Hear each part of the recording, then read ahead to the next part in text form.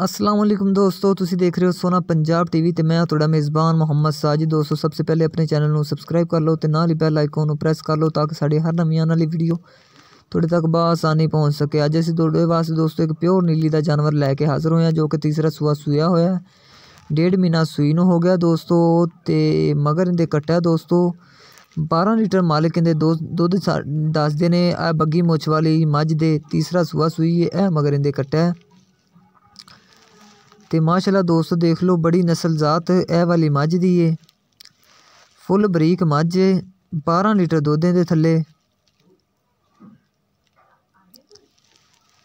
ते 1.5 महीने की दोस्तों सूई हुई है।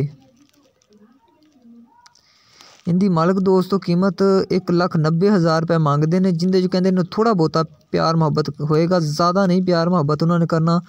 अगर यह वाली मझ दोस्तों किसी मेरे वीर भाई नूं पसंद आती साढ़े नाल राबता करे। साडा राबता नंबर है 0304 96 13 234 साडा राबता नंबर है दोस्तों।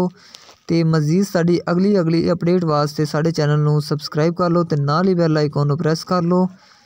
तो उम्मीद करना दोस्तों अज वाली वीडियो तुहानूं अच्छी लगी होगी। मिलने एक नवी वीडियो दे नाल। अल्लाह हाफिज़।